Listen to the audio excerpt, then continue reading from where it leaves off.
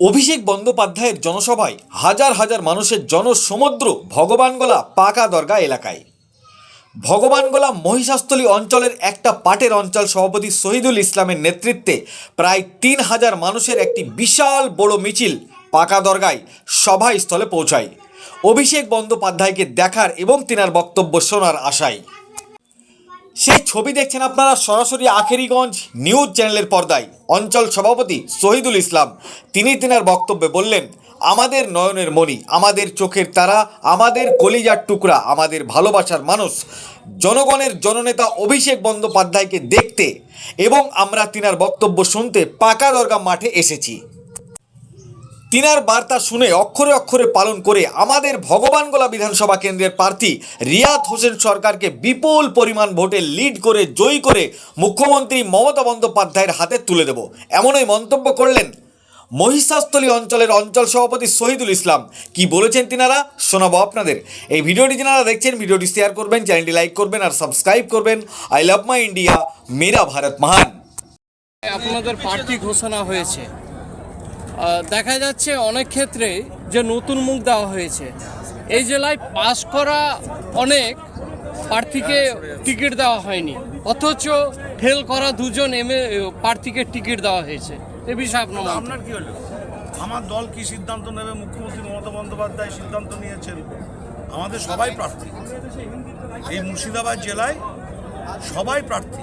আমাদের জানার তো অধিকার আছে, সবাই প্রার্থী। এটাই আমাদের মুর্শিদাবাদ জেলা বা এটাই তৃণমূল।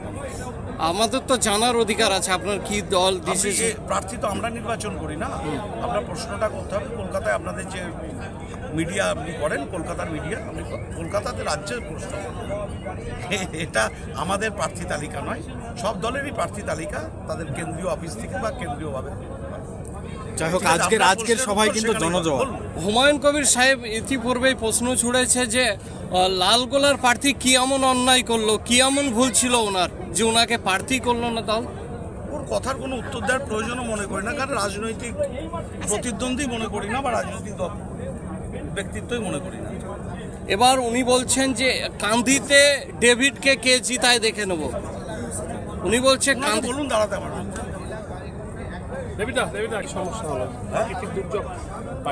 হ্যাঁ, একদমই প্রাকৃতিক দুর্যোগের কারণ আমরা যখন আসছিলাম, আমরা আমাদের মোবাইলে যখন ওয়েদার রিপোর্ট দেখছিলাম, আমরাও মানসিকভাবে কিছুটা দ্বিধাগ্রস্ত ছিলাম যে ওয়েদারের মধ্যে তিনি আসতে পারবেন কিনা। তখন মাঝে আসার আলো দেখেছিলাম, সিলভার লাইন দেখেছিলাম।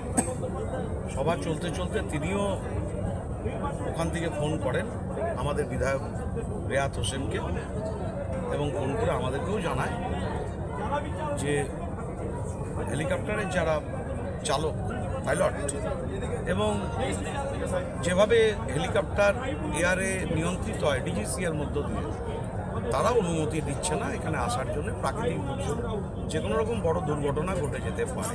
প্রচুর মানুষ এসেছিল, প্রচুর মানুষ। আমাদের এখানে মানুষের উপস্থিতি আমাদেরকে আরও অনুপ্রাণিত করেছে, এবং অভিষেক বন্দ্যোপাধ্যায় কথা দিয়েছে এই মাঠে, এই মঞ্চে আবারও তিনি একদিন সময় করে এসে এখানকার মানুষের দোয়া আশীর্বাদ নেবেন। তৃণমূল কংগ্রেসের জন্যে, রিয়াত হোসেনের জন্যে তিনি দোয়া আশীর্বাদ, স্নেহ, ভালোবাসা চাইবেন। আবারও তিনি এখানে একদিন আসবেন।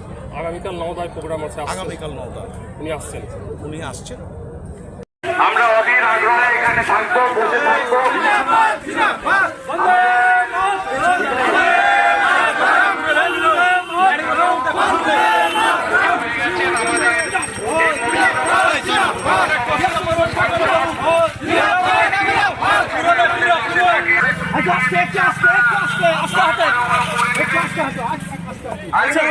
তোমরা